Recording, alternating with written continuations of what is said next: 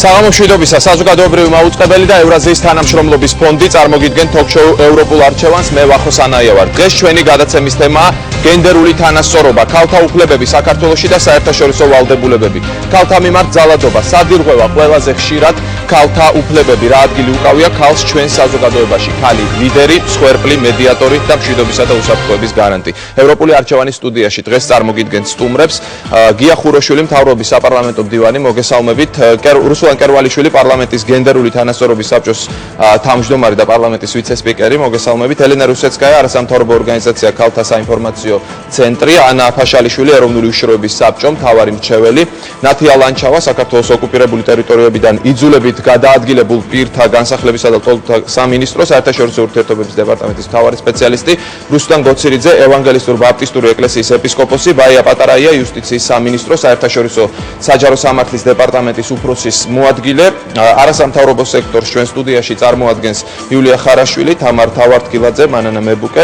მოგესალმებით ყველას, ძალიან დიდ მადლობას გადაგიხდით გადაცემაში მობრძანებისთვის. ქალბატონოსთან მოდი თქვენგან დავიწყოთ, თქვენ დაგისვამთ პირველ შეკითხვას და ეს შეკითხვა, ამ შეკითხვაზე პასუხი მაინტერესებს სხვა სტუმრებისგანაც. შემდეგ რა როლი უკავია დღეს ქალს თანამედროვე ქართულ საზოგადოებაში და რატომ არის დარღვეული გენდერული თანასწორობა, რაზეც ძალიან ხშირად საუბრობენ ხოლმე ქალთა უფლებების დამცველები? ძალიან დიდი მადლობა. პირველ რიგში საზოგადოების უდიდეს ნაწილს, უფრო მეტ ნაწილს, 50%-ზე მეტს წარმოადგენენ საზოგადოებაში ქალები.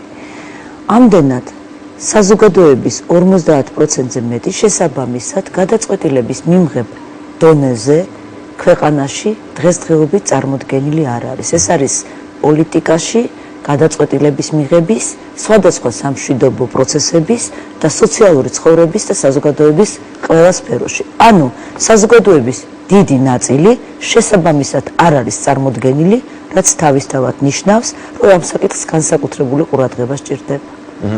ბატონ გია, თქვენი აზრით რატომ არის ეს გენდერული თანასწორობა დარღვეული? მიზეზებია აქ ალბათ ყველას საინტერესო.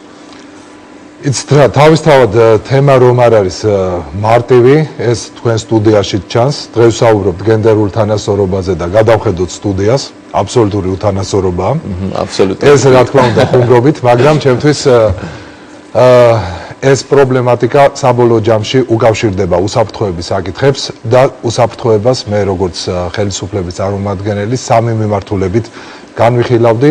პირველი უსაფრთხოება, რომელიც შეეხება უსაფრთხოებას ოჯახში და ამ მხრივ გვაქვს საკმაოდ წარმატებული ნაბიჯები გადადგმული. ეს გახლავთ უსაფრთხოება საერთაშორისო ურთიერთობებში და ამ მხრივ მოვიტანდი მაგალითად იგივე ტრაფიკინგის წინააღმდეგ ბრძოლის შეფასება, სადაც საქართველოს არის პირველ კალათაში და მესამე გახლავთ სწორედ 1325 რეზოლუციით გათვალისწინებული საკითხები, სადაც ჩვენ უნდა განვიხილოთ ქალების მონაწილეობა უშუალოდ კონფლიქტების დარეგულირების საკითხში. ეხლა იცით, ჩემთვის ეს არის ძალიან პირობითი. დღეს თუ გადავხედავთ აქ წარმოდგენილ საზოგადოებას, ეს ქალბატონები სწორედ ქვეყნის მართვაში იღებენ მონაწილეობას. ეს დამოკიდებულია სწორედ მათ პერსონალურ აქტივობაზე, დამოკიდებულია მათ სურვილზე და ჩართულობაზე საზოგადოებრივ პროცესებში და მე მოუწოდებდი თითოეულ ქალბატონს, რომ იყოს უფრო სუბიექტურად აქტიური, რომ გამოკვეთოს საკუთარი როლი. გასაგები, ეს ამ სამ საკითხს ჩვენ დღევანდელ გადაცემაში, რაც თქვენ ჩამოთვალეთ, ალბათ დეტალურად გავივლით მანამდე. ქალბატონ ელენე, თუ კი არა ასეა ნამდვილად ქალები უმრავლესობას წარმოადგენენ და მათ აქვს შესაძლებლობა მიიღონ მონაწილეობა საზოგადოებრივ ცხოვრებაში. მაგრამ ფაქტია, რომ არსებობს ეს გენდერული უთანასწორობა. კვლავ გავიმეორებ ჩემს შეკითხვას, რა არის თქვენი აზრით ამის მიზეზი საქართველოში? მოგესალმებით, უპირველეს ყოვლისა დიდი მადლობა მოწვევისათვის. ქალბატონმა რუსუდანმა წამოწია წინ ძალიან მნიშვნელოვანი პრობლემა, ეს არის ქალთა პოლიტიკური მონაწილეობა და ზოგადად ის, რომ ქალები დღეს არ არიან წარმოდგენილი პოლიტიკაში. სამწუხაროა ის ფაქტი, რომ 188 ქვეყანაში 122 ადგილზეა საქართველოს ამ კუთხით და ეუთოს ქვეყნებში ბოლო ადგილზე. შესაბამისად, რა არის ამის პრობლემა? ძალიან ბევრი მრავალმხრივი კომპონენტი არის ამისი, ამაზე მუშაობენ ქალთა არასამთავრობო ორგანიზაციები და ფაქტიურად სამწუხაროა ის ფაქტი, რომ თითქმის 10 წლის განმავლობაში პირადად მე და ჩემი კოლეგები მუშაობთ ამ მიმართულებით, მაგრამ ქალთა პოლიტიკური მონაწილეობის კუთხით არანაირი ცვლილება არ მომხდარა. შესაბამისად, ჩვენც ვეძებთ იმ მიზეზებს და იმ გზებს, ანუ რა გზა ავირჩიოთ იმისათვის, რომ ქალთა პოლიტიკური მონაწილეობა გაიზარდოს. და რა პრობლემები იკვეთება? რაღაც ბარიერები არსებობს თუ თვითონ ქალებშია პრობლემა თუ სხვა რაღაც სტრუქტურული პრობლემებია? ძირითადად აყენებენ საკითხს, რომ ქალებშია პრობლემა, მაგრამ ესე არ არის. ანუ ქალს არ აქვს შესაძლებლობა პირველ რიგში კანონმდებლობით არ არის ეს უზრუნველყოფილი. მინდა გითხრათ, რომ კონვენცია ქალთა მიმართ დისკრიმინაციის შესახებ, რომელსაც საქართველოს ვალდებულია 4 წელიწადში ერთხელ წარუდგინოს და წელს ნოემბერში აქვს ეს პერიოდი. ბოლო რეკომენდაციით, ერთ-ერთი რეკომენდაცია იყო კვოტირების მექანიზმის მიღება. ასევე გაეროს კიდევ ერთი მექანიზმი უნივერსალური პერიოდული ანგარიში, რომელიც 2011 წელს რეკომენდაციის სახით დაიდო ქალთა პოლიტიკური მონაწილეობა და ამ კუთხითაც ჩვენ ვხედავთ, რომ არანაირი ძვრა არ არის.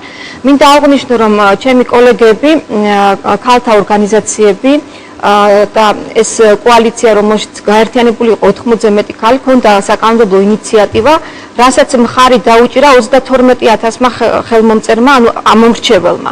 ანუ ის რომ ჩვენ ვისაუბროთ, რომ ამომრჩეველი არ არის მზად ამისთვის, ხო, ჩვენ არ შეგვიძლია, იმიტომ რომ ეს რეალურად იყო ხელმოწერები, არის კანონმდებლობა, საკანონმდებლო ინიციატივა, რომელიც არის პარლამენტში და არ განხილვა. თუმცა მინდა აღვნიშნო, რომ ჩვენ გვაქვს მიღებული კანონი გენდერული თანასწორობის შესახებ და კონცეფცია, რაც თავისთავად ეს წინგადადგმული ნაბიჯია. მაგრამ ბარიერები არის ძალიან ბევრი და დე-ფაქტო ბატონმა გიამ სამ წარმატებულ რეფორმაზე ისაუბრა, დე-ფაქტო ქალთა მდგომარეობა არის ძალიან მძიმე საქართველოში. მიუხედავად იმ წარმატებებისა, რაც გვაქვს, მაგალითად ოჯახში ძალადობას თუ ვისაუბრებთ, ყოველი ორი კვლევის მონაცემით, ერთის მონაცემებით, გაეროს მოსახლეობის ფონდის კვლევის მონაცემებით, ყოველი მე-11 ქალი არის ძალადობის მსხვერპლი, ხოლო ჩვენი კოლეგების ძალადობისაგან დაცვის ეროვნული ქსელის კვლევის მიხედვით, ყოველი მე-3 არის ძალადობის მსხვერპლი ქალი. ქავტონო, თქვენს გამოთქვით თქვენი მოსაზრება გენდერულ უთანასწორობასთან დაკავშირებით და შემდეგ კონკრეტულ საკითხებზე გადავიდეთ. მოგესალმებით პირველ რიგში. გავაგრძელებ ქალბატონი ელენეს აზრს. ანუ საქართველოში კანონმდებლობის მხრივ არანაირი ბარიერი ქალთა მონაწილეობის მხრივ არ არსებობს. ანუ კანონმდებლობა არ შეიძლება ჩაითვალოს იმ ბარიერად, რაც ხელს უშლის ქალებს პოლიტიკურ თუნდაც საზოგადოებრივ ცხოვრებაში მონაწილეობის მიღებაში. აქ მიზეზები შეიძლება უფრო ვეძებოთ, უფრო საზოგადოების თვითონ ქართულ საზოგადოებაში პატრიარქალური საზოგადოება გვაქვს ვიცით და უფრო სტერეოტიპები, რომლებიც არსებობს საზოგადოებაში, შეიძლება იყოს ერთ-ერთი მიზეზი, რაც თქვათ ამ უთანასწორობას უწყობს ხელს და ასევე საქართველოს პოლიტიკა, თქვათ სახელმწიფოს პოლიტიკა არის კოტირების სისტემა, რომელზეც ამ ეტაპზე უარი იქნა ნათქვამი, არამედ არის დამსახურების მიხედვით ქალისა თუ მამაკაცის დაწინაურება და ასე შემდეგ. ანუ ქალი არ უნდა დაწინაურდეს მხოლოდ იმის გამო, რომ ის არის ეროვნული უშუალობის საბჭოს წარმოადგენს მთავარი მრჩეველი. მაშინ თქვენ შემთხვევაში ხო მოხდა ეს ფაქტია, თქვენ მაგალითი ხართ, ხო? რომ შეძელით წარმატების მიღწევა და დაწინაურება, თქვა სამსახურში. სხვას მაშინ რატო ვეძებთ, თქვა სხვაში პრობლემას? იქნებ მართლა კანონმდებლობაშია პრობლემა, თუ კი სხვები ამას ვერ ახერხებენ. რადგანაც ამის მაგალითი არსებობს, რომ არსებობენ ცალკეული ქალები და არა ერთი და არა ორი, არამედ მრავალი, რომელსაც შეძლეს თქვა ამ ბარიერების გადაუხო, თუ შეიძლება ამას ბარიერები ეწოდოს, საზოგადოების ბარიერები და არა კანონმდებლობის ბარიერები. მაშინ ეს ნიშნავს, რომ ზოგადად ეს არის უფრო სისტემური პრობლემა, ვიდრე სახელმწიფოს მიერ დადგენილი პრობლემა. გასაგებია, ქალბატონ მანამ თქვა, რომ არ არის კანონმდებლობის მხრივ პრობლემები. ქალბატონ მან, მოდი თქვენ კითხავთ, მაშინ რა არის მიზეზი? თქვენც ვერ ხედავთ კანონმდებლობაში პრობლემებს? ჩემი აზრით მიზეზი მაინც არის, იმიტომ რომ საზოგადოებაში და უпростоრად სამოქალაქო საზოგადოებაში ქალები ძალიან აქტიურები არიან და საქმიანობენ სხვადასხვა მიმართულებით. რომ ნახოთ, რამდენი ქალთა არასამთავრობო ორგანიზაცია შექმნილი, რომელიც უშუალოდ საქმიანობს გენდერული თანასწორობისათვის ქვეყანაში, სამშვიდობო პროცესში ჩართულობისათვის და ინახავთ, რომ მათი აქტივობა არის ძალიან მაღალი. მაგრამ რატომღაც უფრო მაღალ საფეხურზე ასვლა ქალებისთვის არის ძნელი. და ძნელია იმიტომ, რომ ჩვენ და სამწუხაროდ თვითონ კანონმდებლობაში მოხდა ესეთი ცვლილებები.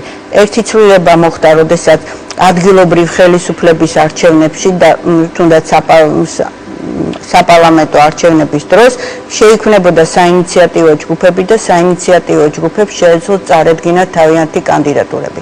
მეორე ხარვეზი, რომელიც იყო ის, რომ მხოლოდ პოლიტიკურ პარტიებს შეუძლია წარადგინონ თავიანთი კანდიდატები, როგორც ადგილებზე, როგორც ეროვნულ, ისე რეგიონალურ დონეზე.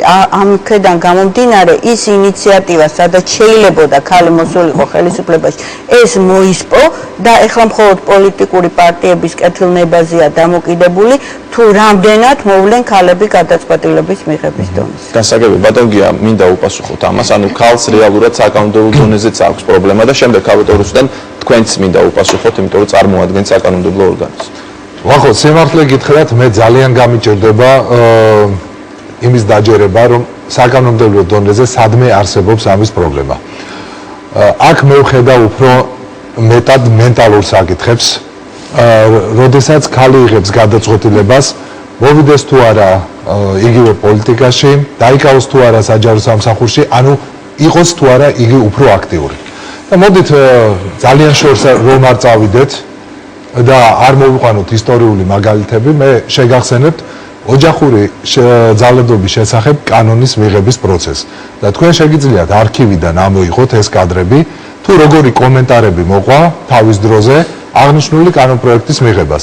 და ოჯახური ძალადობა, ეს იყო ხუმრობით, ეს იყო შაღირით თუ არ ვიცი რა სახელი დავარქვა, ხშირ შემთხვევაში გაიგივებული იყო ცოლ-ქმარს შორის სექსუალური კონტაქტის დამყარების დონეზეც კი. და ეს იყო რაღაცა ესეთი არასერიოზული თემა, რომელსაც სერიოზულად არავინ არ უდგებოდა. ამ პერიოდიდან, 2006 წლიდან დღემდე გავიდა 5 წელიწადი და მე დღეს გადავამოწმე, თუ რამდენი შემაკავებელი ორდერი არის გამოწერილი შინაგან საქმეთა სამინისტროში. ეს არის 514, სადაც ოფიციალურად მოხდა რეაგირება. ეს ნიშნავს იმას, რომ ჩვენთან უკვე რაღაც დონეზე მივედით იქამდე, რომ ქალს შეუძლია აიღოს ტელეფონის ყურმილი, დარეკოს შესაბამის სამსახურში და ჩააყენოს საქმის კურსში, ანუ თხოვოს დახმარება მაშინ, როდესაც მასზე ხორციელდება ოჯახური ძალადობა. მე ვფიქრობ, რომ აღნიშნულ საკითხს სჭირდება ყველა დონეზე კარგი ინფორმირებულობა, სჭირდება მას კარგი პროპაგანდა, რომ აი ეს მენტალური პრობლემა, რომელიც სადაც არ უნდა წავიდეთ, ჩვენ ვერ გავექცევით ამ საკითხს, ნელ-ნელა დაიძლიოს და შესაბამისად მენტალურ წარმოდგენაში ქალი და მამაკაცი იყოს თანასწორი. ქალბატონ რუსუდან, თქვენც მენტალურ პრობლემას გამოყოფთით თავარ საკითხად? რა თქმა უნდა, მენტალური პრობლემაც არის, მაგრამ გადამწყვეტი მნიშვნელობა ენიჭება ძალადობრივ გარემოს, რომელშიც ბოლო 20 წლის განმავლობაში საქართველოს ქალებს მოუწიათ ცხოვრება და მოღვაწეობა.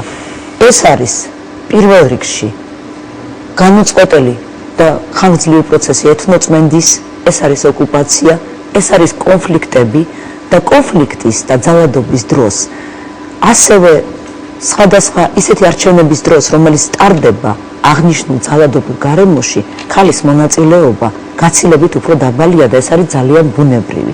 ამიტომ შესაბამისად ქალს სჭირდება ასეთ პერიოდში სპეციალური მიდგომა, პოზიტიური მიდგომა, რათა იგი უფრო ჩართული იყოს იმ პროცესებში, რომელიც მისთვის დიდ გამოწვევას წარმოადგენს. საკანონმდებლო ხარვეზებთან დაკავშირებით მე შემიძლია ვთქვა, რომ ჩვენ საკანონმდებლო ხარვეზები და სახელმწიფოს მიდგომა ამასთან დაკავშირებით აბსოლუტურად არის დადებითი, მაგრამ ეს საკმარისი არ არის. ჩვენ ძალიან ბევრი გვაქვს გასაკეთებელი ამ მიმართულებით, რადგან უნდა შევქმნათ პოზიტიური გარემო, რომელშიც პარტიებში ქალებს შეეძლებათ თვითონ პარტიების შიგნით უფრო შესაბამისად უფრო მაღალი პოზიციების დაკავება.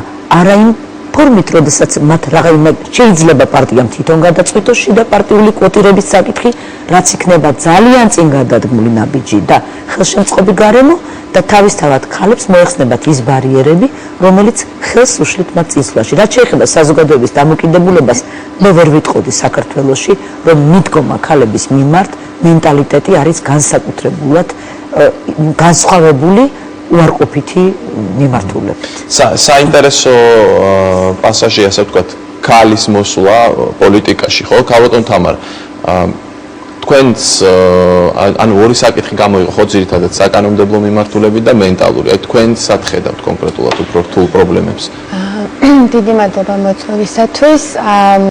პირველ რიგში დავიწყოთ იქიდან, რომ თუ სტატისტიკას გადავხედავთ დღესდღეობით, რა სტატისტიკა გვაქვს ქალთა პოლიტიკური მონაწილეობის მხრივ, ეს არის პარლამენტში 6%, აღმასრულებელ ხელისუფლებაში 10-11% და ადგილობრივ ხელისუფლებაში 10-11%. ანუ სტატისტიკურად ქალთა პოლიტიკური მონაწილეობა, რომელიც ერთ-ერთი ძალიან მნიშვნელოვანი პარამეტრი არის გენდერული თანასწორობის გაზომვისათვის, საქართველოში საკმაოდ დაბალია. თუმცა 10% თქვენ თქვით, ესე იგი, აღმასრულებელ ხელისუფლებაში, ადგილობრივ თვითმმართველობაში და ცალკე პარლამენტში. ბოლო 20 წლის განმავლობაში, ანუ რაც საქართველო არის დამოუკიდებელი, ეს ერთნაირი მაჩვენებელია თითქმის მთელი 20 წლის განმავლობაში თუ იცვლებოდა?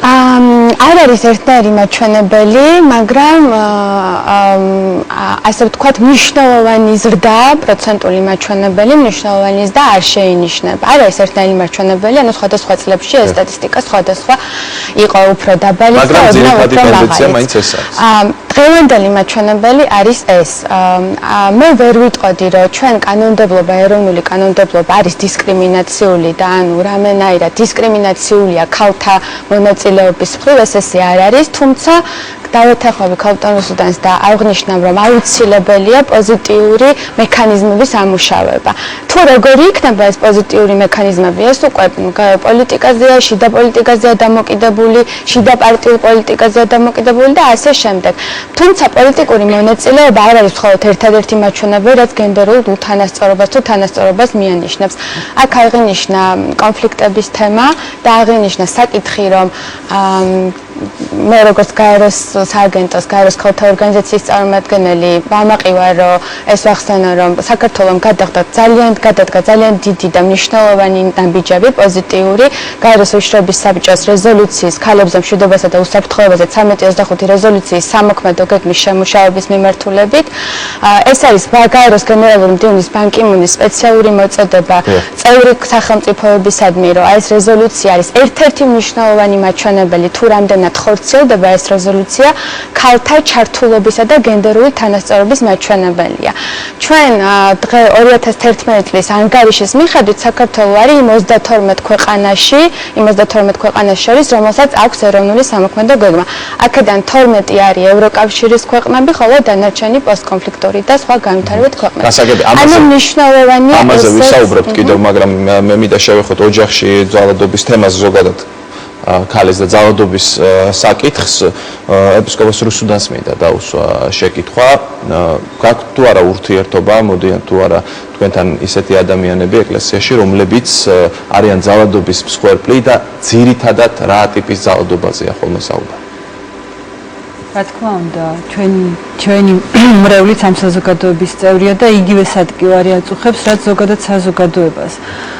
და არაერთი ადამიანი მოსულა თავისი ოჯახში ძალადობის მწვავე გამოხატულებითა თუ ისეთი ფსიქოლოგიური ძალადობაც არანაკლებ მწვავეა მე დამეთანხმებით.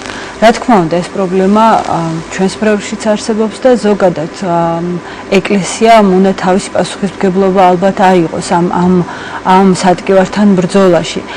შეიძლება ქალისა და მამაკაცის თანასწორობასთან მიმართებაში ამა თუ იმ რელიგიის თუ ამა თუ იმ დენომინაციის მიდგომა განსხვავდება ერთმანეთისაგან, მაგრამ ალბათ არ განსხვავდება ძალადობასთან დამოკიდებულება რელიგიებისა და ყოველ შემთხვევაში ამ თვალსაზრისით მაინც ნებისმიერმა რელიგიურმა ჯგუფმა იქნება ეს უმრავლესობა, უმცირესობა, ძალიან პატარა ჯგუფი, ყველამ თავისი პასუხისმგებლობა მე მგონი უნდა ვიტვირთოთ იმის გამო, რომ ასე თუ ისე მაინც არის წახალისებული, შეიძლება ხმამაღალი ნათქვამია, მაგრამ მაინც გარემო შექმნილია ისეთი, სადაც შეუძლია მამაკაცს იძალადოს ქალზე. და სამწუხაროდ ძალიან ხშირად რელიგია გამოდის ხოლმე არც თუ ისე სახარბიელო როლში და ხშირად სწორედ ამ დისკრიმინაციული ფონის შემქმნელი ხშირად ხდება ხოლმე რელიგია. ასე რომ თუ შეიძლება აი კანონმდებლობასთან დაკავშირებით რაზეც აქ იყო საუბარი მე არ ვიცი ამას კანონის დიდ ცოდნაზე ვერ გამოვიდებ თავს მაგრამ ამას კანონის ხარვეზი ვუწოდოთ სტრუქტურის ხარვეზი ვუწოდა როდესაც ქალის აქტიურობაზეა ლაპარაკი ქალის აქტიურობა მარტო პოლიტიკურ დონეზე ხომ არ არის ქალის აქტიურობა არის ელემენტარულად ოჯახიდან რომ გამოვა და სადღაც მუშაობას დაიწყებს და საკუთარი თავის რეალიზაციას მოახდენს ალბათ ეს კანონმაც უნდა აიღოს თავისი პასუხისმგებლობა როდესაც დღევანდელი შრომის კანონის მიხედვით დამსაქმებას ნებისმიერი მიზეზის გარეშე დაუსაბუთება არ არის ვალდებული დამსაქმებელი გაათავისუფლოს ქალი და ძალიან ხშირად ხდება ხოლმე სწორედ ფეხმძიმე ქალების განთავისუფლება. ამ მიმართულებით ამ სტუდიაში შრომის კოდექსზე როდესაც იყო გადაცემა ძალიან ცხარე დებატები გაიმართა აქ დეკრეტის საკითხი შემოდის და ასე შემდეგ რომელიც არის ძალიან მტკივნეული საკითხი ქალებისთვის და სამსახურში ქალის აყვანასთან დაკავშირებით ცოტა პრობლემები იქნება. დიახ, ასე რომ, როდესაც ქალი არის რეალიზებული და დამოუკიდებელი ასე თუ ისე და ფეხზე დგას ოჯახში, მასზე ძალადობის განხორციელება ასეთი იოლი არ არის. მეორე საკითხი არის გაძვირებული საბავშვო ბაღები, რომელიც პირდაპირ ქალებს ურტყავს. და რა ხდება, რითი უნდა უშველოს ოჯახმა ამას, გამოსავალი ისევ ქალი ბრუნდება თავის პირველყოფილ როლში, ჯდება სახლში, უვლის თავის შვილებს. და იკეტება და ამ ფონიდან ლაპარაკი იმაზე, რომ რატომ არ არის პარლამენტში ბევრი ქალი ან რატომ არის ამ ხელა პროცენტი მაჩვენებელი იმისა რომ ძალადობის მსხვერპლი არიან ქალი მე მგონი ძალიან იოლი დასანახია ეს არის ძალიან კომპლექსური და დიდი გასაგები ქალბატონო იულია თქვენ წარმოადგენთ იძულებით გადაადგილებულ პირთა ასოციაციას თანხმობას აი იძულებით გადაადგილებული ქალების შემთხვევაში რა პრობლემები იჩენს თავს იძულებით გადაადგილებული ქალები არიან იგივე საქართველოს მოქალაქეები, როგორც მაგრამ აქ კიდევ დამატებითი პრობლემები შემოდის ალბათ მათ რა თქმა უნდა, მაგრამ არა მხოლოდ ქალებზე არის საუბარი, არამედ მთლიანად იძულებით გადაადგილებულ საზოგადოებაზე. მე ერთი რაღაცა მინდა დავუმატო და ჯერ გავაგრძელო თემა, რომელიც რუსიკო და მანანა დაიწყეს, რომ ერთ-ერთი დაბრკოლება, რომელიც ჩვენ ვხედავთ, ეს არის ის, რომ ადგილობრივ დონეზე, როდესაც შეიცვალა კანონმდებლობა, რწმუნებული გახდა არა ასარჩევი, არამედ გახდა დასანიშნი და ანუ ნიშნავენ უკვე სოფლის დონეზე რწმუნებულს. და ადრე იქ იყო ძალიან ბევრი ქალი წარდგენილი. ზუსტად სოფლის დონეზე, ზუსტად ყველაზე დაბალ დონეზე ძალიან მნიშვნელოვანია, რომ ქალი იყოს წარდგენილი არა მხოლოდ პარლამენტში. და მით უმეტეს იძულებით გადაადგილებული ქალი. 2001 წელს და 2003 წელს ის დამატებითი, რომელიც იყო შეტანილი საარჩევნო კოდექსში, მისცა შესაძლებლობა დევნილებს, იძულებით გადაადგილებულ პირს, იგივე უფლებებით მიიღონ გადაწყვეტილება საარჩევნო დროს, რაც ადრე არ იყო შემთხვევა. ეს არის ძალიან მნიშვნელოვანი. მაგრამ იძულებით გადაადგილებული ქალები ზრუნავენ სახლში, ზრუნავენ სამშვიდობო პროცესში, ძალიან ბევრი რაღაცა ევალება ამ ქალს. და ნამდვილად მე ვფიქრობ, რომ ბატონი გია ძალიან კარგად გამოყოს სამი ძირითადი უსაფრთხოების მიმართულება. საერთოდ ადამიანთა უსაფრთხოებაში 5 მიმართულება იგულისხმება.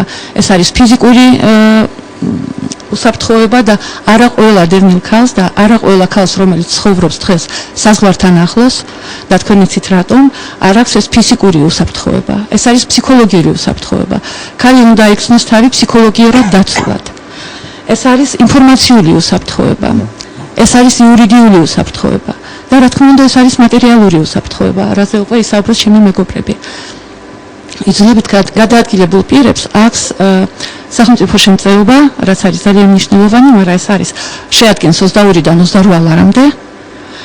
გასაგებია დღევანდელი ფასებით რამდენს ეს ოფნის. და ამიტომ იძულებით გადაადგილებული ქალი აუცილებლად უნდა მუშაობდეს და ამისთვის უნდა იყოს შექმნილი პირობები. უნდა იყოს წარდგენილი და დღეს თუ გადახედავთ ჩვენ ორგანოებს, არც ერთი იძულებით გადაადგილებული ქალი არ არის წარდგენილი მაღალ დონეზე. და რატომ? აი ეს არის საინტერესო. იმიტომ რომ მათ არ სცალიათ, თქვა სხვა ოჯახში არიან, თქვა დაკავებული რაღაც საქმეები და ვერ იცლიან, თქვა საზოგადოებრივ ცხოვრებაში რომ ჩაერთონ.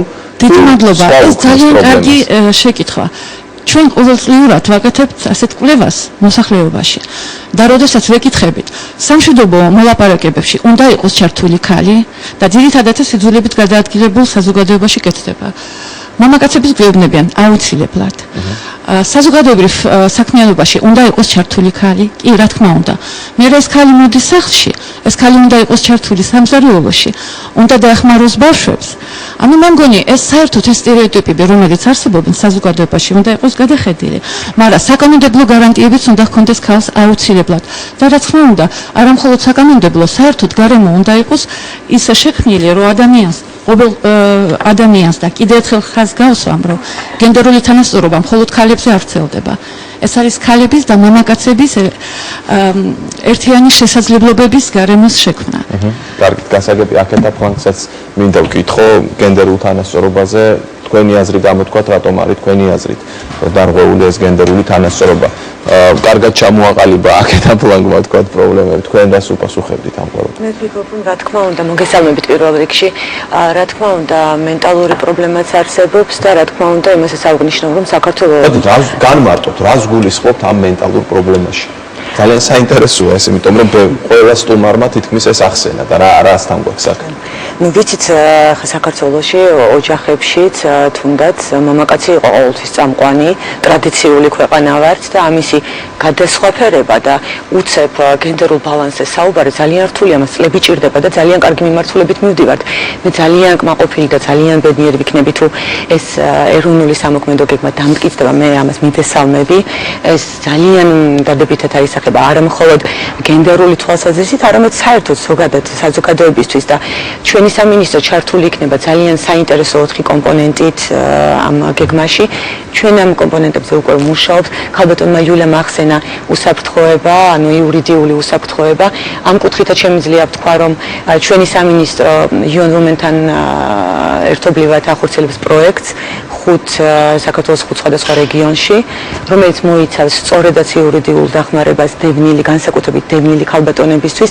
პატარა სტატისტიკასაც მოგახსენებთ, რომ 5500 დევნილამდე მიმართა უკვე ამ კლინიკურ, ესე იგი იურიდიულ კლინიკებს და 66% გახლდათ ქალები ზუსტად, მათ აბსოლუტურად უფასოდ უტარდებათ იურიდიული კონსულტაცია.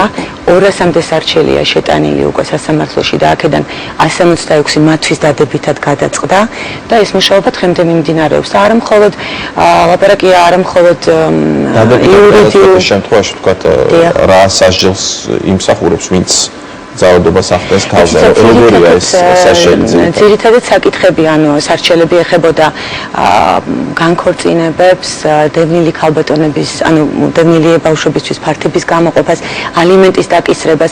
ანუ ამ შემთხვევაში მე ვთვლი, რომ ეს უკვე დადებითი პროცესია გენდერის თვალსაზრისით. გასაგები, სანამ რეკლამაზე გავალთ, ახერხებს თუ არა სახელმწიფო, რომ დაიცვას ქალი, როდესაც მასზე ესეთ ძალადობა ხორციელდება?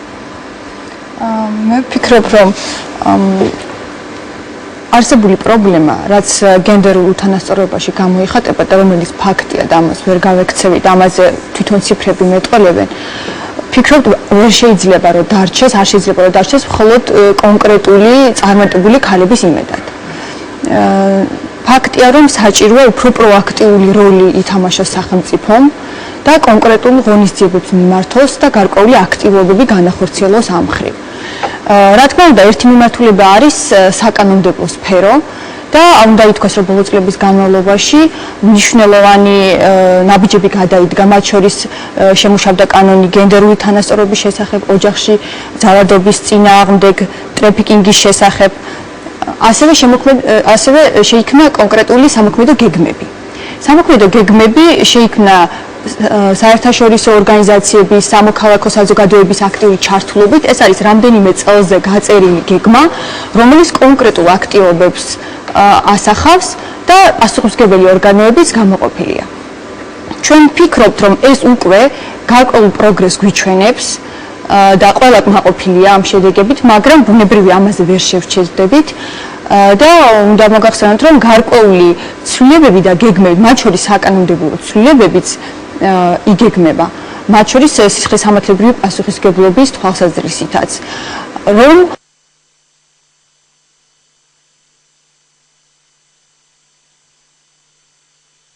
ჯობით არ არის შემუშავებული როგორც სისხლის სამართლით, რომელიც სისხლის სამართლით პასუხისმგებლობას გამოიწვევს.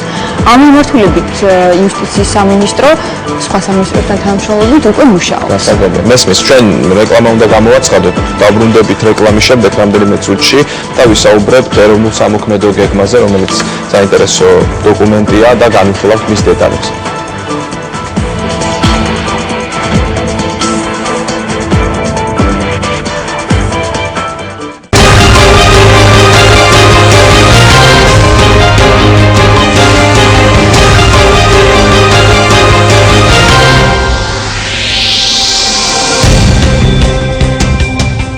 ევროპული არჩევანი კვლავ ეთერშია და ჩვენ ვსაუბრობთ ჩვენი თემაა გენდერული თანასწორობა.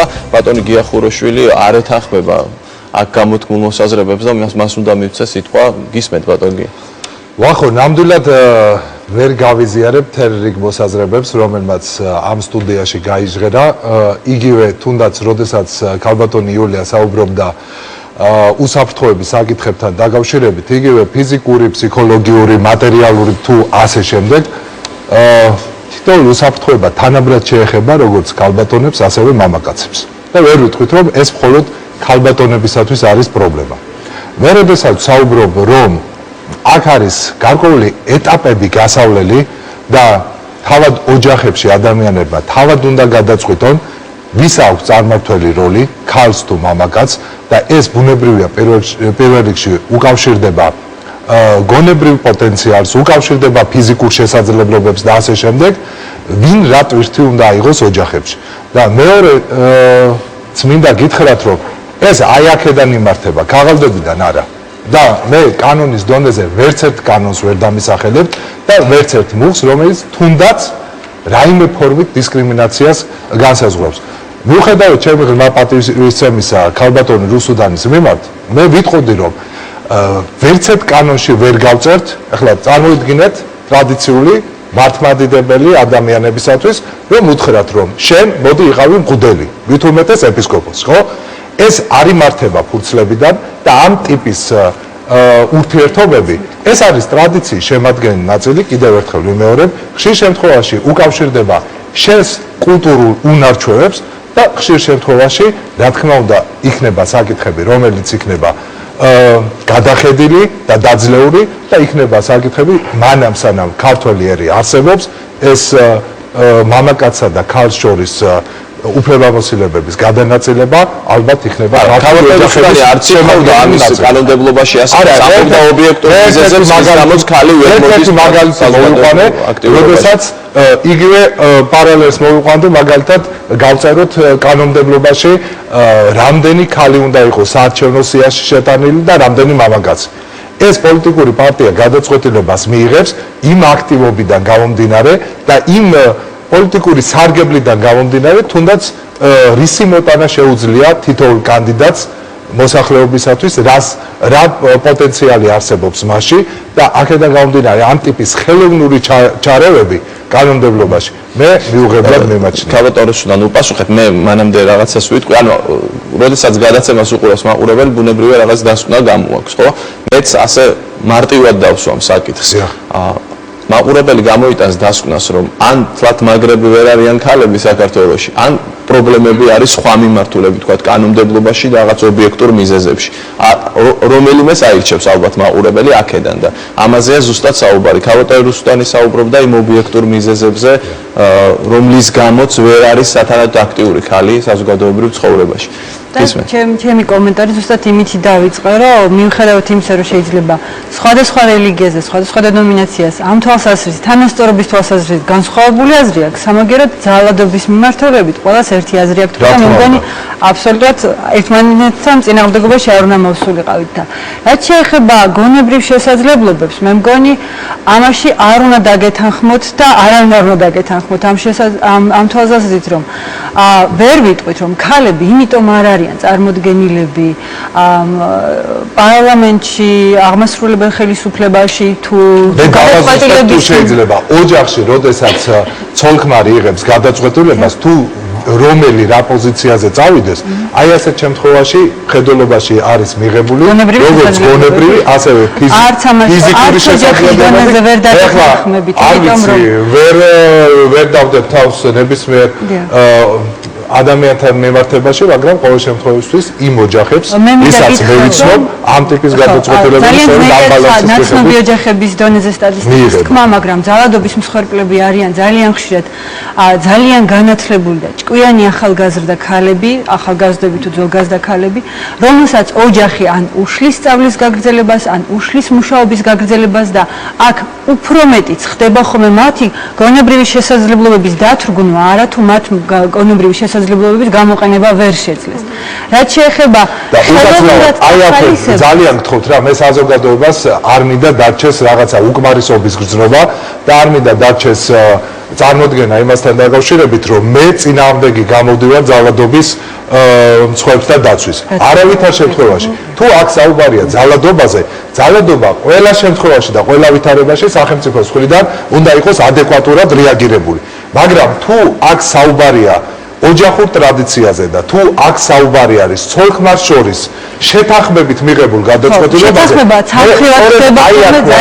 ჩვენ ვერ ჩავერევით ვერანაირ საკანონმდებლო დონეზე და აქ არის საჭირო ერთის მხრივ გარკვეული მენტალური ცვლილებები, როდესაც მამაკაცი, როდესაც ქალბატონი შეხედავს, რომ მისი მეზობელი უკეთეს მდგომარეობაშია, თუნდაც მატერიალური თვალსაზრისით. მაშინ, როდესაც ქალმა მოახდინა საკუთარი შესაძლებლობების სრული რეალიზაცია. მაშინ, როდესაც მისმა მეუღლემ მას არ დაუშალა, რომ დაეწყო სამსახური და ასე შემდეგ. ოჯახურ ტრადიციებს ეს არის ყველაზე კარგი ინდიკატორი. რაღაც ფაქტორებს, რომელიც ხდება საბოლოოდ წამახალისებელი ძალადობის, ესე გამოდის საბოლოოდ. არა, მე ორი მიმართულებით მინდა თემა გავყო. თუ საუბარი არის ძალადობის ნებისმიერ ფორმაზე, დაწყებული ოჯახური ძალადობით და დამთავრებული ქუჩაში ძალადობით. ეს ყველა შემთხვევა თანაბრად უნდა იქნას რეაგირებული კანონის დონეზე და სახელმწიფოს დონეზე. მაგრამ უშუალოდ ოჯახურ ტრადიციებში ჩარევა კიდევ ერთხელ ვიმეორებ. ანუ რას ნიშნავს ოჯახური ტრადიცია? ოჯახურ ტრადიციებში ჩარევა თუნდაც ქალსა და მამაკაცს შორის ცოლ-ქმარი. თუკი ნიჭიერ ცოლს ქმარი ეუბნება, რომ არ დაიწყოს მუშაობა და აუცილებლად ეს არის მათ შორის ურთიერთ შეთანხმება და ქალიც თანახმა ასეთ ვითარებაზე და მამაკაციც კმაყოფილია, რომ მისმა მეუღლემ მას დაუჯერა. აი რა ფორმა მიგაჩნიათ, ძალიან გთხოვთ ნებისმიერმა თქვენთაგანმა ვიპასუხოთ, რომ თქვენ ჩაერიოთ და შეცვალოთ ეს ოჯახური იდილია. ქალბატონისგან უპასუხეთ და შემდეგ თქვენ ქალბატონისგან და ყველას მოგეცემათ სიტყვა. მე ვთვლი, რომ ძალადობა მარტო მუშტის ქნება არ არის და ძალადობა არის ოჯახში, სახლში გამომწყდება ქალისაც და ნების არ მიცემა ამა თუ იმ ამ შემთხვევაში სახელმწიფო რა უნდა გააკეთოს? თუ გარეგნულად ჩანს, რომ ეს არის ცოლ-ქმრის შეთანხმება. რომ იდეალური ურთიერთობა მათ შორის. იდეალური კმაყოფილია ორივე მხარე. ჩვენ შეიძლება ჩავთვალოთ, რომ ეს არ არის კანონმდებლობის ხარვეზე, მაგრამ პრობლემა დგას, თუ კანონით არ გვარდება, ეს უნდა მოგვარდეს სხვა გზებით და ასეთი გზების მოღვაწე ქალებიზიან ამ სტუდიაში. ეს არის ქალების განათლების გაზრდა, თვითშეგნების გაზრდა, გენდერული სენსიტიურობის გაზრდა. ყველაზე ნაკლებად სენსიტიურები ალბათ ქალები არიან ხოლმე, რომელიც გონიათ, რომ როდესაც ამ მდგომარეობაში არიან, ეს არის ზოგადად რაღაცა ზებუნებრივი ტრადიციის დაცვა და რაღაც კეთილსაქმეს ემსახურებიან თავისი მსხვერპლ შეწირვით. მე მგონი აი აქ არის ყველა იმ ქალის მოღვაწეობა ჩადებული, როდესაც ქალებს ეუბნებიან, რომ ეს არ არის კარგი საქმე, ეს არის თქვენი დათრგუნვა და შესაბამისად თქვენი დათრგუნვა ნიშნავს, რომ თქვენი შვილები გაიზრდებიან დათრგუნული დედის გაზრდილი შვილები. ანუ მე თუ სწორად მესმის, სახელმწიფომ ამ შემთხვევაში უნდა გააკეთოს ის, რომ ამ სამოქალაქო განათლება შეუწყოს ხელი ქალებში. გასაგებია, ქავტოილია თქვენგან დავიწყოთ და ვისაც გსურთ აზრის გამოთქვა, ბატონო გია, აბსოლუტურად გეთანხმებით, ადამიანური უსაფრთხოება ეხება არა მხოლოდ ქალებს, არამედ მამაკაცებს. და მე მგონი მე მაგას ხაზი გავუსვი, რომ გენდერული თანასწორობა ზუსტად ასე უყურებს. ანუ ღმერთი მოგცა ორი თვალი. ერთი თვალით რო უყურებს, ნაკლებს ხედავთ. და ამიტომ ჩვენ ვთავაზობთ, რომ ქალი და კაცსაც უნდა ჰქონდეს ერთნაირი შესაძლებლობები. რაც ეხება იმ კითხვას, რაც თქვენ თქვით. აბსოლუტურად ვეთანხმები, ჩვენი მთავრობა ძალიან ბევრი გააკეთა და მე ძალიან გამიხარდა ბატონო გია, რომ თქვენგან დღეს მოვისმინე შეფასება იმისა, რაც მოხდა პარლამენტის ხდომაზე 2006 წელს, როდესაც იყო წარდგენილი ძალადობის ოჯახური ძალადობის შესახებ კანონი. დიდი მადლობა ამისთვის, ეს მართლა სოლიდარობა ჩვენთან არის. რა მინდოდა რომ ვთქვა, არსებობს სიტუაციები, რუსიკოსაც გავაგზავნებ, როდესაც აუცილებელია ალბათ სახელმწიფოს ჩარევა. ჩვენ მუშაობთ ძირითადად რეგიონებში და ერთ-ერთი რეგიონი არის რეგიონი, სადაც არის ეთნიკური უმცირესობები და ჩვენ შეგვიძლია თქვათ, რომ ეს არის ტრადიცია და ჩვენ არ შეგვიძლია ჩავერიოთ ოჯახურ ტრადიციებში, მაგრამ მე-9 კლასის ზემოთ არც ერთი გოგონა არ დადის სკოლაში. მე მინდა რომ ვკითხო საზოგადოებას, თქვენ ბატონო გია, თქვენ ფიქრობთ, რომ ეს კარგია, რომ ქალი და გოგონა ამით არის კმაყოფილი, მაგრამ ეს არის ტრადიცია და ჩვენ არ ვერევით, იმიტომ რომ ვართ სენსიტიურები და ძალიან კარგად მესმის, რომ ეს არის სახელმწიფოს ძალიან კარგი მიდგომა, რომ ჩვენ არ უნდა ზემოდან რაღაცა მოვგზავნოთ. ეს არის ქალებზე. პირდაპირ ეთერში დაასახელოთ სკოლა და რეგიონი, სადაც ამ ტიპის ესე იგი დაშვება მოხდა სკოლაში და მე ვთხოვდი პირდაპირ ეთერში სამინისტროს მოახდინოს სათანადო რეაგირება. ამ ტიპის დისკრიმინაცია არც ერთ კანონს არ დაუშვია და ბუნებრივია ამ ტიპის უფლებამოსილებები არც ერთი კანონის მიხედვით დელეგირებული არ არის არც ერთ სკოლის დირექტორზე და არც ერთ პედაგოგზე. ძალიან ვთხოვთ ღია ეთერში დაასახელოთ სკოლა და დაასახელოთ ეს ფაქტები.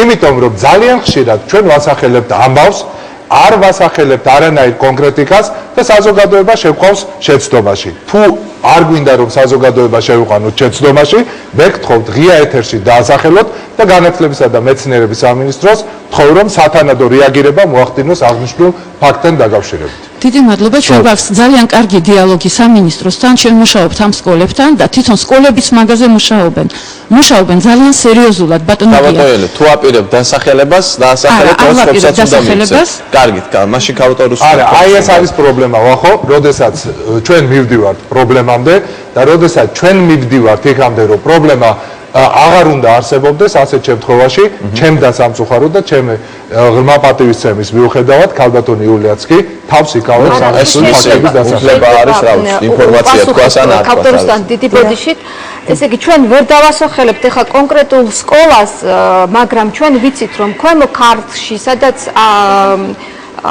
ეთნიკური უმცირესობა ცხოვრობს, ნაადრევი ქორწინებების გამო გოგონები არ ამთავრებენ სკოლას. ეს ფაქტი არის და არც განათლების სამინისტროს სამწუხაროდ არ აქვს ამის სტატისტიკა, რაც ითვლება სტატისტიკის ხარვეზად ზოგადად, რომ არ გვაქვს ამის მონაცემი. უკაცრავად, მაგრამ აქ ჩვენ გვაქვს ზოგადი განათლების მიღების თავისუფალი არჩევანი. როდესაც ადამიანს თავად აქვს არჩევანის გაკეთების საშუალება, რომ ის ან მიიღებს ზოგად განათლებას, სრულ განათლებას, მიიღებს ესე იგი უმაღლეს განათლებას, 12 წლის გოგონამ შეიძლება არ მიიღოს, მაგრამ თუ კი ეს არის დაუძლეველი ძალა, სადაც სახელმწიფო უნდა ჩაერიოს, მე მიმაჩნია რომ ნებისმიერ შემთხვევაში სახელმწიფოს ნებისმიერი უწყება ვალდებულია რომ მოახდინოს სათანადო კანონით არის დარეგულირებული, მაგრამ de facto ჩვენ გვაქვს ეს პრობლემა. მესმის ქალბატონოსთან ძალიან დიდი ხანია გვეუბნებით. ძალიან საინტერესო დისკუსია არის და ჩვენი არჩევანი, რადგანაც დღეს ჩვენ აქ ვართ, არის ევროპული ღირებულებები, მაგრამ ეს საქართველოს არჩევანი დიდი ხანია არის. საქართველოში ინგლისის მონარქმა ერთი თვის წინათ ავსტრალიაში გამოაცხადა შემდგომი მონარქიის დროს გენდერული თანასწორობა, რაც იმას ნიშნავს, რომ პირველი ვინც გაჩნდება ტახტის მემკვიდრე იქნება ქალი თუ კაცი, ის იქნება მომავალი მემკვიდრე, მას ეძლევა უფლება და ეს შედგა ეს საოცარი ძალიან დიდი დღესასწაული ავსტრალიაში ამასთან დაკავშირებით, სადაც ავსტრალიის პრემიერ-მინისტრი, ინგლისის პრემიერ-მინისტრი და ინგლისის დედოფალი ამასთან დაკავშირებით გააკეთეს შესაბამისი განაცხადი. რადგან ძალიან დიდი სიხარული გამოიწვია საქართველოში ეს მდგომარეობა მე-12 საუკუნიდან მენტალურად არის მიღებული, მაგრამ ძალიან ბევრი დამაბრკოლებელი გარემოება, რომელიც კიდევ ერთხელ ვახსენებ, არის ძალიან დიდი საფრთხეები, მათ შორის სოციალური საფრთხეები, ეთნოკონფლიქტები, ეთნოწმენდა, ოკუპაცია და ბოლოს ის კონფლიქტი, რომელშიც იმყოფება საქართველო და მისი ტერიტორიის 1/5 ნაწილი და შესაბამისად საზოგადოება იწვევს იმ პრობლემებს, რომლის გამოც სახელმწიფო მიიღო ეროვნული სამოქმედო გეგმა. გენდერული თანასწორობის მე 13-25-ზე არ ვამბობ. გენდერული თანასწორობის ეროვნული სამოქმედო გეგმა ითვალისწინებს ყველა იმ წინაღობის დაძლევას, რომლის წინაშეც დგას ჩვენი საზოგადოება და ერთს დავამატებდი. ქალების პოლიტიკური მონაწილეობა არ ნიშნავს მათ მაღალ თანამდებობებზე ყოფნას. ეს ნიშნავს იმ წარმომადგენლობას, იმ რაოდენობას, რომელმაც სწორედ ის სოციალური საკითხები კრიტიკული მასით უნდა გადაწყვიტოს და გადაწონოს, რაც მოიტანს საზოგადოების ჰარმონიულ განვითარებას. აი ეს არის ძალიან დიდი შინაარსის მატარებელი. დიდი მადლობა. ბატონ გიას მინდა უპასუხო. ის ქალბატონები, ვისაც სურვილი აქვს, რომ იჯდნენ ოჯახში და აკეთონ ოჯახის საქმე, ეს არის მათი ნება და მათი გადაწყვეტილება. და არავით არის სახელმწიფოს დომინირება ამ მხრიდან შეუძლებელი.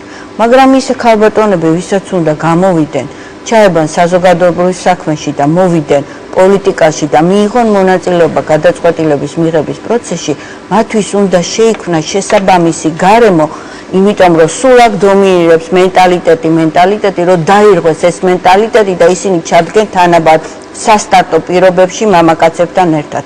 აქედან გამომდინარე ჩვენ მაგაზე ვითხოვთ, რომ ჩვენ ვიყოთ ისეთ თანაბარ პირობებში მამაკაცებთან ერთად.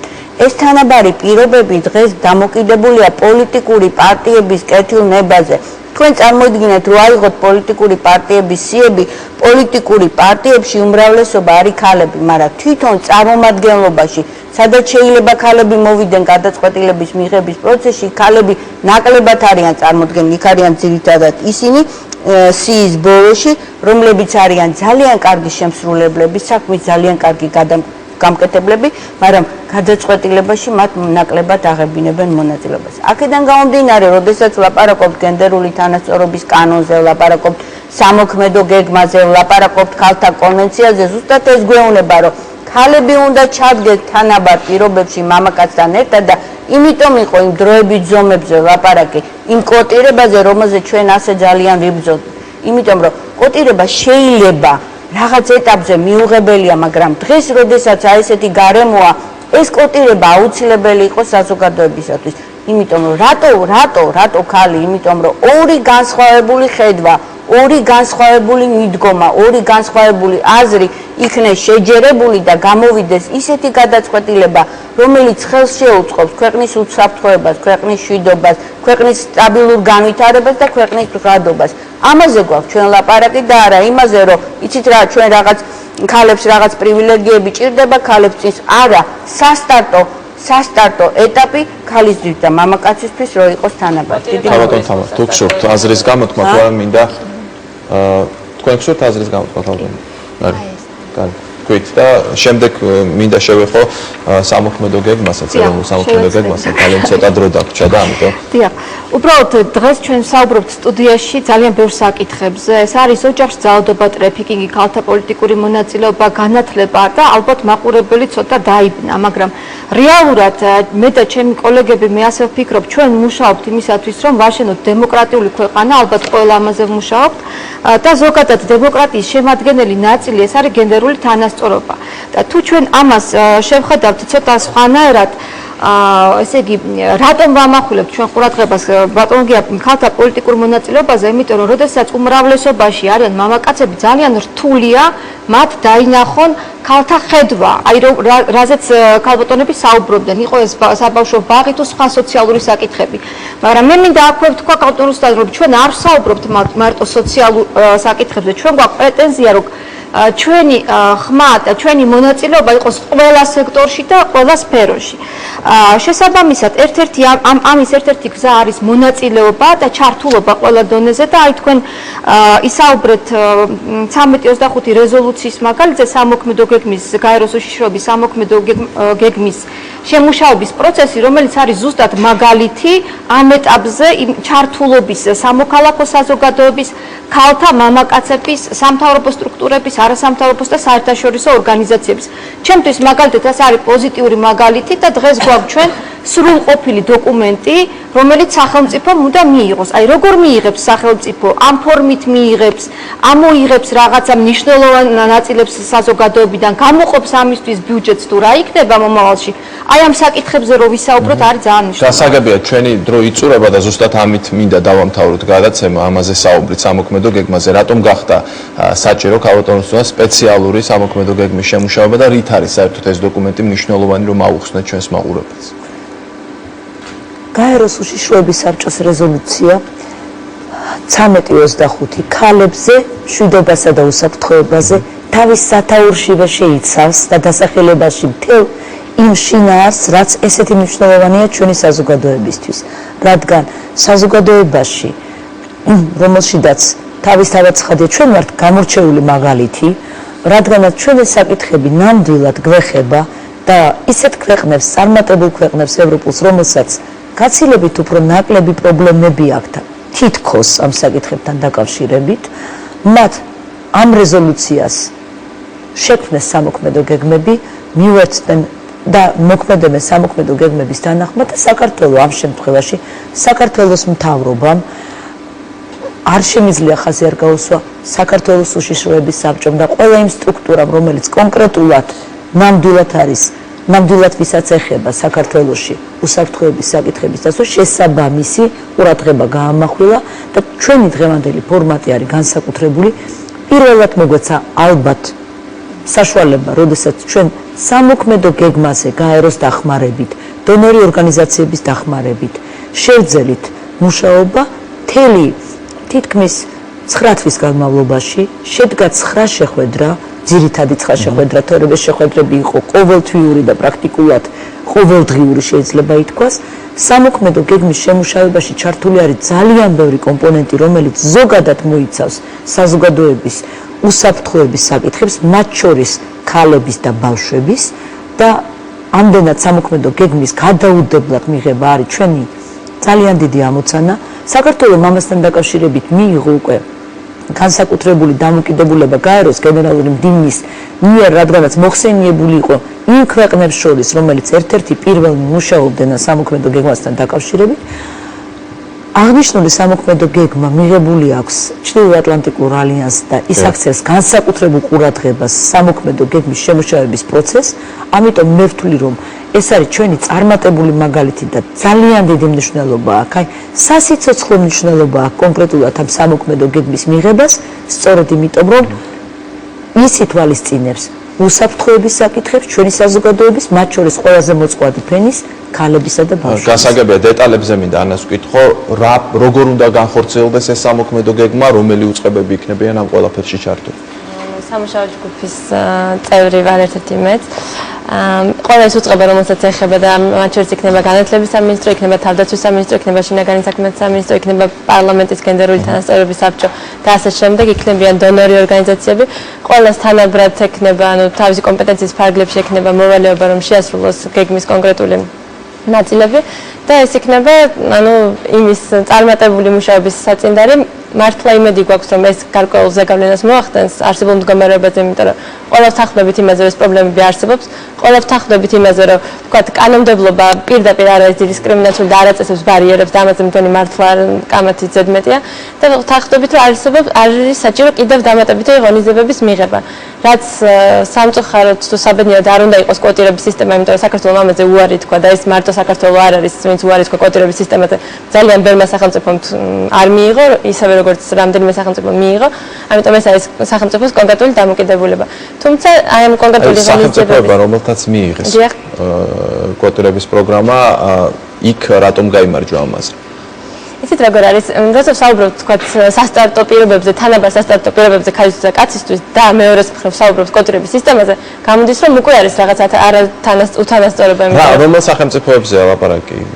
ძალიან ბევრ სახელმწიფოს აქვს, თქვათ ის სახელმწიფო, რომელსაც არ მიიღო კვოტირების სისტემა, შეიძლება იყოს აშშ, კონკრეტულად შვედეთშიც იყოს, ანუ დროებით სიზომების სახით ბევრმა სახელმწიფომ მიიღო.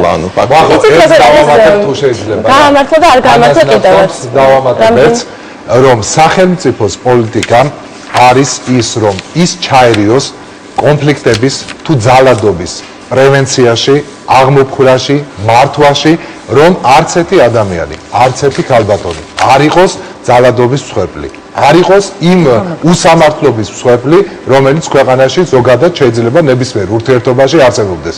მაგრამ რაც შეეხება იმას, ნამდვილად არ მინდა ახლა სუბიექტურად ვისაუბრო ქალბატონ რუსუდანზე და ქალბატონ ანაზე, რა ნიშნით მოხვდნენ ეს ადამიანები იქ, სადაც დღეს არიან.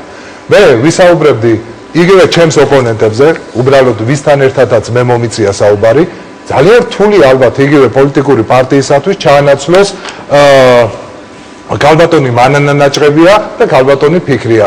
ძალიან რთულია ჩაანაცვლოს იგივე ქალბატონი მაგდა ანიკაშვილი და ამიტომ ამ ტიპის პოლიტიკური არჩევანის მიღების საშუალება ნამდვილად თითოეულ პოლიტიკურ ძალას უნდა კონდეს იმ საკითხიდან გამომდინარე, რომ მათმა შეძლონ სწორედ იმ ამოცანების შესრულება, რასაც ისინი მოსახლეობას პირდებიან.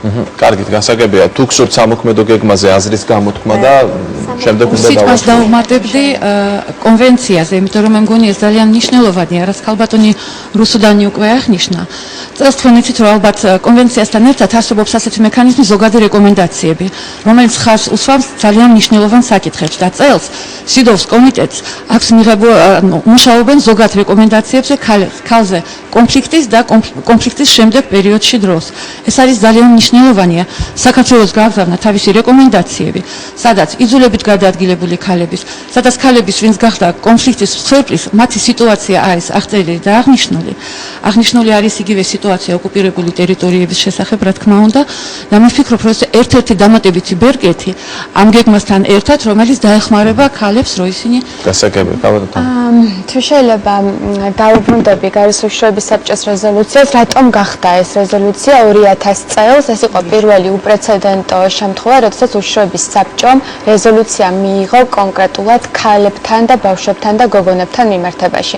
იმიტომ რომ მიჩნეულდა აღიარებული იქნა, რომ კონფლიქტ არაპროპორციული ზეგავლენა აქვს ქალებზე და კაცებზე. მათ შორის ქალები და გოგონები ყველაზე ხშირად ხდებიან სექსუალური და გენდერული ძალადობის მსხვერპლი. ანუ როცა ჩვენ უშროების საბჭოს რეზოლუციაზე ვსაუბრობთ, ეს არის ზუსტად მსხვერპლთა დაცვა როგორც კონფლიქტის დროს, შეიარაღებული კონფლიქტის დროს, ასევე შეიარაღებული პოსტკონფლიქტურ სიტუაციაში და მათი ინტერესების გათვალისწინება. 27 მილიონი იძულებით გადაადგილებული პირია დღესდღეობით მსოფლიოში და ანუ 70-80% იძულებით გადაადგილებული ადამიანებისა არიან ქალები და ბავშვები. შესაბამისად, ღონისძიებები, რომელიც საერთაშორისო ორგანიზაციებმა უნდა გაატარონ, გაეროს წარმოსახელმწიფოებმა უნდა გაატარონ, უნდა შეესაბამებოდეს საჭიროებას, რომელიც არსებობს. ხო, მე ეს დავამატებდი, ეს არის მართლა მნიშვნელოვანი დოკუმენტი და სათაური გვიჩვენებს ქალები, მშვიდობა და უსაფრთხოება. კიდევ მიუბრუნდები იმ საკითხს, რომ იქ წერია ესეთი მუხლები, რომ სახელმწიფოებმა ხელი უნდა შეუწყონ ქალების მოსვლას, ქალების ჩაბმას სამშვიდობო პროცესებში, მოლაპარაკებების პროცესებში და გადაწყვეტილების ყველა მიღების დონეზე. ეს არის ის პრეცედენტი, როდესაც ჩვენ გვეუბნებიან, რომ სახელმწიფომ უნდა დაეხმაროს და ჩააყენოს სასტარტო პირობებში. აი ეს არის ამომავალი წერტი და ეს კიდევ პრეცედენტია იმითი ეს რეზოლუცია, რომ მოქმედებს როგორც არაღიარებულ ქვეყნებთან მიმართებაშიც, იმიტომ რომ იქაური ქალები განიცდიან იგივე მდგომარეობაში იმყოფებიან, როგორც ნებისმიერი ქალი სოფლიოს სხვადასხვა კუთხეში. ამიტომ ამ რეზოლუციით ყველა თანაბარ პირობებშია ჩაყენებული. მე ქალბატონ მანანას აზრს გავაგრძელებ. რეზოლუციის ერთ-ერთი მთავარი შემადგენელი ნაწილი არის ქალთა მონაწილეობა სამშვიდობო პროცესებში. და თუ ჩვენ ქალები არ გვეყოლება პოლიტიკაში, ოფიციალურ მოლაპარაკებებში ამას ვერ ჩავთავთ. თუ ჩვენ ერთად შევთანხმდით და ეს სამოქმედო გეგმა ერთად გავწერეთ და ეს მნიშვნელოვნად მიგვაჩნია, მაშინ ჩვენ უნდა ვეძებოთ გზები იმისათვის, რომ ქალები ჩავთოთ პოლიტიკაში, იქნება ეს შიდა პარტიული კვოტები, იქნება ეს გენდერულ თანასწორობაში კანონში ცვლილება თუ სხვა მექანიზმები, მე ვფიქრობ, რომ ეს არის უპირველესი ამოცანა დღეს ჩვენთვის. გასაგებია, ძალიან დიდი მადლობა მინდა გითხრათ ყველას გადაცემაში სტუმრობისთვის და საინტერესო საუბრისთვის. რეკლამის შემდეგ ევროპული არჩევანი ეთერში დაბრუნდება საინტერესო ფაქტებით ევროკავშირის ისტორიიდან. მე კი სტუმრებს დავამშვიდობები. მე დროებით გემშვიდობებით, სტუმრებს კი დავამშვიდობები. დიდი მადლობა.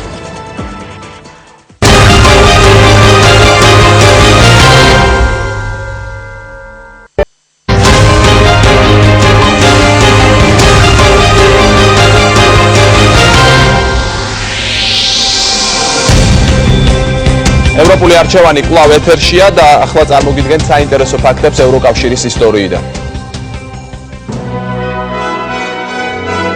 1997 წლის 13 დეკემბერს ევროკავშირის წევრმა 15-მა სახელმწიფომ გადაწყვიტა კავშირის შემადგენლობაში მიიღო აღმოსავლეთ ევროპის ქვეყნები. ამის შემდეგ ევროპულმა თანამეგობრობამ დაიწყო ევროკავშირის გაფართოების პროცესი, რაც უნდა განხორციელებული იყო ეტაპობრივად. ყოველი მომავალი წევრის მომზადების შესაბამისად და რაც მიზნად ისახავს მომავალ წევრ სახელმწიფოებში ისეთი მდგომარეობის მიღწევას, რომ შესაძლებელი გახდეს მათი გაერთიანება ევროკავშირში და ევროკავშირის მომზადება გაფართოებისთვის. კონტინენტის მასშტაბით უფრო სრული ინტეგრაციის ხელშეწყობის მიზნით ევროკავშირმა განავრცო და გააფართოვა პროგრამა PEER და ასოცირებული შეთანხმებები დადო ცენტრალური და აღმოსავლეთ ევროპის ქვეყნებთან და ბალტიისპირეთის სახელმწიფოებთან. ეს ევროპული შეთანხმებები ზღვარსავლებს ეროვნული და ევროკავშირის კომპეტენციის სფეროებს შორის. ამ შეთანხმებათა ძირითადი მიზნებია: პირველი პოლიტიკური დიალოგი, მეორე თავისუფალი ვაჭრობა და გადაადგილება, მესამე ეკონომიკური თანამშრომლობა, მეოთხე ფინანსური თანამშრომლობა და მეხუთე კულტურული თანამშრომლობა. ევროპული თანამეგობრობის ერთ-ერთი მთავარი პრინციპი იმაში მდგომარეობდა, რომ ასოცირებულ წევრებს ცენტრალური და აღმოსავლეთ ევროპიდან თუ კი სურთ შეუძლიათ გახდნენ ევროკავშირის წევრები, თუ კი შეძლებენ იქიც, რომ წევრობასთან დაკავშირებული ვალდებულებები ეკონომიკური და პოლიტიკური პირობების შესრულების თაობაზე. დღევანდელი გადაცემა ამით დასრულდა. ევროპული არჩევანი გემშვიდობებათ მომავალ 4 შაბათამდე საღამოს 10 საათამდე პირველ არხზე ნახვამდის.